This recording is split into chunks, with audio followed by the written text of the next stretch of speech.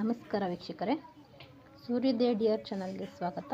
ಇವತ್ತು ನಾನು egg biryani recipe ತೋರಿಸ್ತಾ ಇದ್ದೀನಿ ನೋಡಿ. ಇದಕ್ಕೆ ನಾನು ಒಂದು 6 ಮೊಟ್ಟೆನ ಬೇಯಿಸ್ಬಿಟ್ಟು ಇಟ್ಕೊಂಡಿದ್ದೀನಿ. ಅದನ್ನು ಹೀಗೆ ಮಧ್ಯೆ ಮಧ್ಯೆ ನಾವು ಕಟ್ ಮಾಡಿ ಇಟ್ಕೊಳ್ಳೋಣ. ಏಕೆಂದರೆ ನಾವು ಡೈರೆಕ್ಟಾಗಿ ಹಾಗೆ ಹಾಕಿದರೆ ಮೊಟ್ಟೆ ಉಪ್ಪು ಖಾರ ಎಲ್ಲ ಇಟ್ಕೊಳ್ಳೋದಿಲ್ಲ, ಅದು ಸಪ್ಪೆ ಸಪ್ಪೆ ಅನಿಸುತ್ತೆ. ಹಾಗಾಗಿ ಸ್ವಲ್ಪ ಹಾಗೇ, ಫುಲ್ಲು ಕೂಡ ಅಲ್ಲ, ಒಂದು ಸ್ವಲ್ಪ ಹಾಗೆ ಸ್ವಲ್ಪ ಲೈಟಾಗಿ ಕಟ್ ಮಾಡ್ಕೊತಾ ಇದ್ದೀನಿ ನೋಡಿ. ಈ ಥರ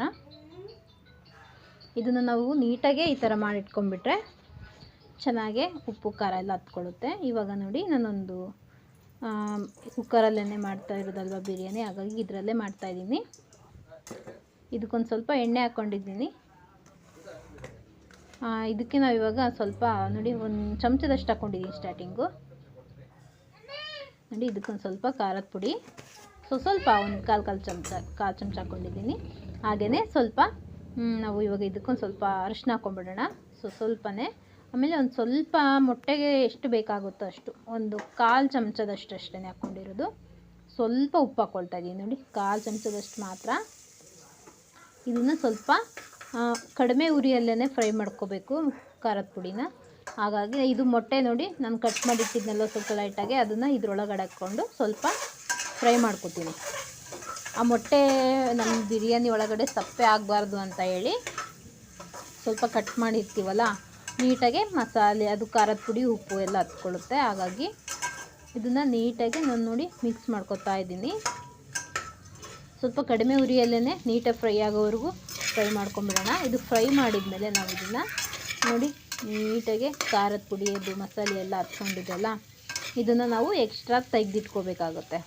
ನಾವು ನೆಕ್ಸ್ಟ್ ಇವಾಗ ಬಿರಿಯಾನಿ ಮಾಡಲಿಕ್ಕೆ ಇದು ಫ್ರೈ ರೆಡಿ ಇದೆ ಅಂದರೆ ಇದನ್ನು ನಾವು ಎಕ್ಸ್ಟ್ರಾ ಒಂದು ಪ್ಲೇಟಿಗೆ ಹಾಕಿ ಇಟ್ಕೊಂಡ್ಬಿಡೋಣ. ಇದು ಇನ್ನೂ ನಮಗೆ ಲಾಸ್ಟಿಗೆ ಬೇಕಾಗುತ್ತೆ ನೋಡಿ. ನೀವು ಸಪ್ರೇಟಾಗಿ ನಾವು ಬೇರೆ ಬಾಣಲಿಯಲ್ಲಿ ಮಾಡ್ಕೊತೀವಿ ಈ ಥರ ಅಂದರೂ ಕೂಡ ಓಕೆ. ಇನ್ನೇನು ಎಣ್ಣೆ ಆಗಿರುತ್ತಲ್ಲ, ಇದರಲ್ಲೇ ಫ್ರೈ ಮಾಡ್ಕೋಬೋದು ಅಂತ ಹೇಳಿ ನಾನು ಒಂದರಲ್ಲೇ ಮಾಡ್ತಾಯಿದ್ದೀನಿ ನೋಡಿ. ಇದಕ್ಕೊಂದು 2-3 ಚಮಚ ಎಣ್ಣೆ ಹಾಕ್ಕೊಳ್ತಾ ಇದ್ದೀನಿ.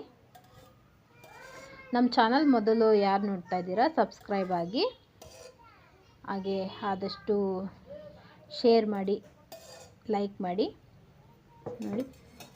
ಎಣ್ಣೆ ಹಾಕ್ಕೊಂಡಿದ್ದೀನಲ್ವ, ಇವಾಗ ಇದು ಸ್ವಲ್ಪ ಎಣ್ಣೆ ಬಿಸಿ ಆದಮೇಲೆ ನಾವು ಇದಕ್ಕೆ ಇವಾಗ ಸ್ವಲ್ಪ ಮಸಾಲೆ ಐಟಮ್ಸ್ಗಳು ತೊಗೋಬೇಕಾಗತ್ತೆ ನೋಡಿ. ಪಲಾವ್ ಎಲೆ, ಕಸ್ತೂರಿ ಮೆಥಿ, ಕಲ್ಲುವು, ಒಂದು ಏಲಕ್ಕಿ ತೊಗೊಂಡಿದ್ದೀನಿ, ಒಂದು 5-6 ಲವಂಗ, 1-2 ಚಕ್ಕೆ, ಆಮೇಲೆ ಸ್ವಲ್ಪ ಸೋಂಪು. ಇದಿಷ್ಟು ನಾವು ಈಗ ಎಣ್ಣೆ ಬಿಸಿ ಇದೆಯಲ್ಲ ಅದರೊಳಗಡೆ ಹಾಕ್ಕೋಬೇಕು. ನೀವು ಹಾಕುವಾಗ ಏಲಕ್ಕಿ ಮತ್ತು ಲವಂಗನ ಸ್ವಲ್ಪ ಕಲ್ಲಲ್ಲಿ ಹಂಗೆ ಸ್ವಲ್ಪ ಪ್ರೆಸ್ ಮಾಡಿದರೆ ಅದು ಎಣ್ಣೆ ಒಳಗಡೆ ಫ್ಲೇವರ್ ಚೆನ್ನಾಗಿ ಬಿಟ್ಕೊಳ್ಳುತ್ತೆ. ನೀವು ಹಂಗೆ ಕೂಡ ಹಾಕ್ಕೋಬೋದು. ನಾನು ಸ್ವಲ್ಪ ಇದನ್ನು ಕಲ್ಲಲ್ಲಿ ಒಂದು ಸ್ವಲ್ಪ ಹಾಗೇ ಫುಲ್ ಪುಡಿ ಕೂಡ ಮಾಡಿಲ್ಲ, ಹಾಗೆ ಒಂದು ಸ್ವಲ್ಪ ಜಜ್ಜಿಕೊಂಡು ಹಾಕ್ಕೊಂಡಿದ್ದೀನಿ. ಅದು ಫ್ಲೇವರ್ ಚೆನ್ನಾಗಿ ಬಿಟ್ಕೊಳ್ಳುತ್ತೆ ಎಣ್ಣೆ ಒಳಗೆ ಅಂತೇಳಿ. ಅದನ್ನು ಕೂಡ ನಾವು ಕಡಿಮೆ ಉರಿಯಲ್ಲೇ ಸ್ಟಾರ್ಟಿಂಗಲ್ಲಿ ಸ್ವಲ್ಪ ನೀಟಾಗೆ ಫ್ರೈ ಮಾಡ್ಕೊಂಬಿಡೋಣ. ನಾನು ಇವಾಗ ಇದಕ್ಕೆ ನೋಡಿ ಒಂದು 4 ಹಸಿಮೆಣಸಿನ್ಕಾಯಿ ಉದ್ದುದ್ದ ಇಟ್ಕೊಂಡಿದ್ದೀನಿ, ಅದನ್ನು ಕೂಡ ಹಾಕ್ಕೋತಾ ಇದ್ದೀನಿ. ಇದನ್ನು ಕೂಡ ಸ್ವಲ್ಪ ನೀಟಾಗಿ ಫ್ರೈ ಮಾಡ್ಕೊಂಬಿಡೋಣ ನೋಡಿ. ಈ ಥರ ಆದಷ್ಟು ನಾವು ಸ್ವಲ್ಪ ನೀಟಾಗೆ ಫ್ರೈ ಮಾಡಿಕೊಂಡ್ರೆ ಚೆನ್ನಾಗಿರುತ್ತೆ. ನಾನು ಇದಕ್ಕೆ 1-2 ದೊಡ್ಡ ಸೈಜಿನ ಈರುಳ್ಳಿನ ಕಟ್ ಮಾಡಿ ಇಟ್ಕೊಂಡಿದ್ದೀನಿ ನೀಟಾಗಿ ತೆಳ್ಳಗೆ. ಇದನ್ನು ಕೂಡ ನಾವು ಎಣ್ಣೆ ಒಳಗಡೆ ಹಾಕ್ಕೊಂಡು ನೀಟಾಗೆ ಹಸಿ ಸ್ಮೆಲ್ ಹೋಗೋವರೆಗೂ ಅದು ಸ್ವಲ್ಪ ನೀಟಾಗೆ ಫ್ರೈ ಮಾಡ್ಕೊಂಬಿಡೋಣ ನೋಡಿ. ನಿಧಾನವಾಗೇ ಉರಿ ಇಟ್ಕೊಂಡು, ಸುಮ್ಮನೆ ಜಾಸ್ತಿ ಇಟ್ಕೊಂಡ್ರೆ ಅದು ಇದಾಗ್ಬಿಡುತ್ತೆ. ಹಾಗಾಗಿ ಸ್ವಲ್ಪ ನಿಧಾನಕ್ಕೇ ಸಣ್ಣ ಉರಿ ಇಟ್ಕೊಂಡು ನೀಟಾಗಿ ಫ್ರೈ ಮಾಡ್ಕೊತಾ ಇದ್ದೀನಿ ನೋಡಿ. ಅದು ಕಲರ್ ಕಂಪ್ಲೀಟಾಗಿ ಚೇಂಜ್ ಆಗಬೇಕು, ನಿಮಗೆ ಅದು ಬೆಂದಿದೆ ಅನ್ನೋದು ಗೊತ್ತಾಗುತ್ತೆ ನೋಡಿ. ನೀಟಾಗಿ ಫ್ರೈ ಮಾಡ್ಕೊತಾ ಇದ್ದೀನಿ. ನೀವು ಸ್ಟಾರ್ಟಿಂಗ್ ಸ್ವಲ್ಪ ಸಣ್ಣ ಇಟ್ಕೊಂಡು ಆಮೇಲೆ ಇಟ್ಕೋಬೋದು ನೋಡಿ. ಎಣ್ಣೆ ಒಳಗಡೆ ನೀಟಾಗಿ ಈರುಳ್ಳಿ ಬೇಯ್ತಾ ಇದೆ.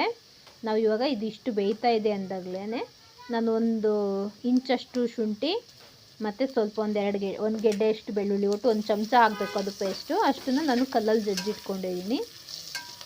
ನೀವು ಪೇಸ್ಟ್ ರೆಡಿ ಸಿಗುತ್ತೆ ಅಂದರೂ ಕೂಡ ಹಾಕ್ಕೋಬೋದು. ನಾನು ಶುಂಠಿ ಮತ್ತು ಬೆಳ್ಳುಳ್ಳಿನ ಜಜ್ಜಿ ಹಾಕ್ಕೊಳ್ತಾ ಇದ್ದೀನಿ 1 ಚಮಚದಷ್ಟು.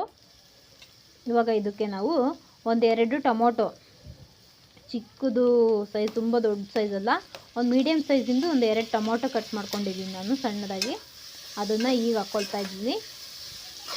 ನಾವು ಟೊಮೊಟೊ ಹಾಕಿದ್ಮೇಲೆ ಶುಂಠಿ ಬೆಳ್ಳುಳ್ಳಿ ಹಾಕಿದರೆ ಅದು ಎಣ್ಣೆ ಒಳಗಡೆ ನೀಟಾಗಿ ಫ್ರೈ ಆಗೋಲ್ಲ, ಟೊಮೊಟೊ ನೀರು ಬಿಟ್ಕೊಳ್ಳುತ್ತಲ್ಲ. ಹಾಗಾಗಿ ನಾನು ಈರುಳ್ಳಿ ಆದಮೇಲೆ ಶುಂಠಿ ಬೆಳ್ಳುಳ್ಳಿ ಹಾಕ್ಕೊಂಡಿದ್ದೀನಿ. ಅದು ಫ್ರೈ ಆದಮೇಲೆ ಟೊಮೊಟೊ ಹಾಕ್ಕೊಳ್ತಾ ಇದ್ದೀನಿ. ಇದನ್ನು ಸ್ವಲ್ಪ ನೀಟಾಗಿ ಫ್ರೈ ಮಾಡ್ಕೊಳ್ಳೋಣ. ಈಗ ನೋಡಿ ನಾನು ಒಂದು ಸ್ವಲ್ಪ ಪುದೀನ ತೊಗೊಂಡಿದ್ದೀನಿ. ಅದನ್ನು ಕೂಡ ಇದರಲ್ಲೇ ಹಾಕ್ಕೊಂಡು ಫ್ರೈ ಮಾಡ್ಕೊಂಡ್ಬಿಡೋಣ. ಸ್ವಲ್ಪ ಹಾಕಿದ್ದೀನಿ ಅಷ್ಟೇ, ಜಾಸ್ತಿ ಹಾಕಿಲ್ಲ ಪುದೀನ ನಾನು, ತುಂಬ ಅದೇ ಸ್ಮೆಲ್ ಆಗಿಬಿಡುತ್ತೆ ಅಂತೇಳಿ. ನೋಡಿ ಇದು ಪುದೀನ ಹಾಕಿ ಆದಮೇಲೆ ನಾವು ಇದಕ್ಕೆ ಸ್ವಲ್ಪ ಐಟಮ್ಸ್, ಇವಾಗ ಖಾರದ ಪುಡಿ ಎಲ್ಲ ಬೇಕಲ್ಲ, ಒಂದು 3/4 ಚಮಚದಷ್ಟು ನಾನು ಖಾರದ ಪುಡಿ ಹಾಕ್ಕೊತಿದ್ದೀನಿ. ನೋಡಿ 3/4 ಚಮಚ ಖಾರದ ಪುಡಿ ಆದಮೇಲೆ ನಾವು ಇದಕ್ಕೆ ಒಂದು ಅರ್ಧ ಚಮಚದಷ್ಟು ಧನಿಯಾ ಪೌಡರ್ ಹಾಕ್ಕೊಳ್ಳೋಣ. ಮತ್ತು ಇದಕ್ಕೆ ಗರಂ ಮಸಾಲ ಒಂದು ಅರ್ಧ ಚಮಚ ಹಾಕ್ಕೊಳ್ತೀನಿ. ಗರಂ ಮಸಾಲ, ಆಮೇಲೆ ಒಂದು 1/4 ಚಮಚದಷ್ಟು ಅರಿಶಿನ ಹಾಕ್ಕೊಳ್ಳೋಣ. ಇವಾಗ ಇದಕ್ಕೆ ಒಂದು 1/4 ಚಮಚ ನಾವು ಅರಿಶಿನ ಹಾಕ್ಕೊಂಡು, ನೋಡಿ 1/4 ಚಮಚ ಅಷ್ಟೇ ಹಾಕಿದ್ದೀನಿ. 1/4 ಚಮಚ ಹಾಕ್ಕೊಂಡ್ಬಿಟ್ಟು ಇದಕ್ಕೆ ನಮ್ಮ ರುಚಿಗೆ ಎಷ್ಟು ಬೇಕಾಗುತ್ತೆ ಅನಿಸುತ್ತೋ ನೀವಷ್ಟು ಉಪ್ಪು ಹಾಕ್ಕೋಬೋದು. ನಾನು ಇದಕ್ಕೆ 1 ಚಮಚದಷ್ಟು ಉಪ್ಪು ಹಾಕಿದ್ದೀನಿ. ನೋಡಿ 1 ಚಮಚ ಉಪ್ಪು ಹಾಕಿದ್ದೀನಿ. ಇದು ಕರೆಕ್ಟಾಗಿ ಆಗುತ್ತೆ. ಮತ್ತೆ ಎಲ್ಲೂ ನಾನು ಎಕ್ಸ್ಟ್ರಾ ಆ್ಯಡ್ ಮಾಡಿಲ್ಲ ಉಪ್ಪು. ಮೊಟ್ಟೆಯಲ್ಲೂ ಕೂಡ ಇರುತ್ತಲ್ವ, ಹಾಗಾಗಿ 2 ಕಪ್ಪಿಂದು ನನ್ನ ರೈಸು ಬಿರಿಯಾನಿ ಮಾಡ್ತಾ ಇರೋದು. ನೋಡಿ ಇದು ನೀಟಾಗಿ ಬೆಂದ ಮೇಲೆ ನಾವು ಇದಕ್ಕೆ 4 ಕಪ್ಪು ನೀರು ಹಾಕ್ತಾಯಿದ್ದೀನಿ. 2 ಕಪ್ಪು ರೈಸ್ ತೊಗೊಂಡಿದ್ದೀನಿ, ಹಾಗಾಗಿ 4 ಕಪ್ಪು ನೀರು ಹಾಕ್ತಾಯಿದ್ದೀನಿ. ನೋಡಿ ನೀಟಾಗಿ 4 ಕಪ್ಪು ನೀರು ಹಾಕಿದ್ಮೇಲೆ ನಾವು ಇದನ್ನು ಹಾಗೇ ಕ್ಲೋಸ್ ಮಾಡಿ ಬಿಡಬೇಕಾಗತ್ತೆ ಒಂದು ಸ್ವಲ್ಪ ಹೊತ್ತು. ನೀವು ಕರೆಕ್ಟಾಗಿ ನಿಮಗೆ ಅನ್ನ ಹಿಂಗೆ 4 ಕಪ್ ಹಾಕ್ಕೊಂಬಿಟ್ವಿ ಅಂದರೆ 2 ಕಪ್ಪಿಗೆ ತುಂಬ ಅಗಳಗಳಾಗಿ ಚೆನ್ನಾಗಿ ಬರುತ್ತೆ ಬಿರಿಯಾನಿ. ನೀವು ಯಾವುದೇ ಥರದ್ದು ರೈಸ್ ಐಟಮ್ಸ್ ಮಾಡಿದರೂ ಕೂಡ ಇದೇ ಥರ ಮೆಜರ್ಮೆಂಟ್ ತೊಗೋಬೋದು. ಚೆನ್ನಾಗಿ ಅನ್ನ ಎಲ್ಲೂ ಮೆತ್ತಗೆ ಆಗೋದಿಲ್ಲ. ನೋಡಿ ಮುಚ್ಚಿಟ್ಬಿಡ್ತೀನಿ ನಾನು, ಅದು ಕುದಿಯೋವರೆಗೂ. ನೀಟಾಗೆ ಕುದ್ಮೇಲೆ ನೋಡಿ ಚೆನ್ನಾಗಿ ಕುದೀತಾ ಇದೆ ಅಲ್ವಾ ಅದು. ಇವಾಗ ನಾವು ಇದಕ್ಕೆ ರೈಸ್ ಹಾಕ್ಕೊಂಬಿಡೋಣ. ನಾನು ಅಕ್ಕಿನ 2 ಕಪ್ ಅಕ್ಕಿ ತೊಗೊಂಡು ತೊಳೆದಿಟ್ಟಿದ್ದೆ, ಅದನ್ನು ಇವಾಗ ಇದಕ್ಕೆ ಹಾಕ್ತಾಯಿದ್ದೀನಿ.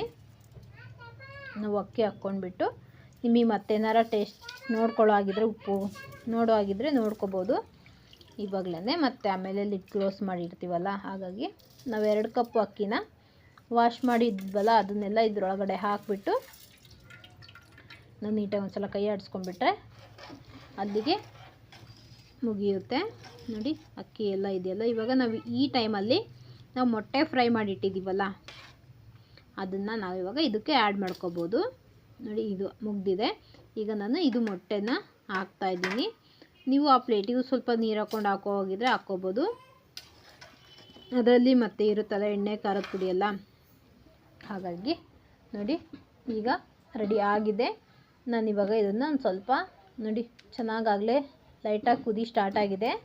ಸ್ವಲ್ಪ ಕೊತ್ತಂಬರಿ ಹಾಕ್ಬಿಟ್ಟು ಲಿಡ್ ಕ್ಲೋಸ್ ಮಾಡಿಬಿಡೋಣ. ಅಲ್ಲಿಗೆ ಬಿರಿಯಾನಿ 2 ವಿಷಲ್ ಬರಬೇಕಷ್ಟೇ. 2 ವಿಷಲ್ ಬಂದರೆ ಬಿರಿಯಾನಿ ರೆಡಿ ಆಗಿಬಿಡುತ್ತೆ. ನೋಡಿ 2 ವಿಷಲ್ ಬಂದರೆ ಬಿರಿಯಾನಿ ಕಂಪ್ಲೀಟಾಗಿ ರೆಡಿ ಆಗುತ್ತೆ. ಆಗ ನೀವು ಬಿಸಿ ಬಿಸಿ ಬಿರಿಯಾನಿ ತಿನ್ಬೋದು. ನೀವು ಒಮ್ಮೆ ಮಾಡಿ ನೋಡಿ, ಟೇಸ್ಟ್ ಹೇಗಿದೆ ಅಂತ ಹೇಳಿ ಕಮೆಂಟ್ ಮಾಡಿ. ಧನ್ಯವಾದಗಳು.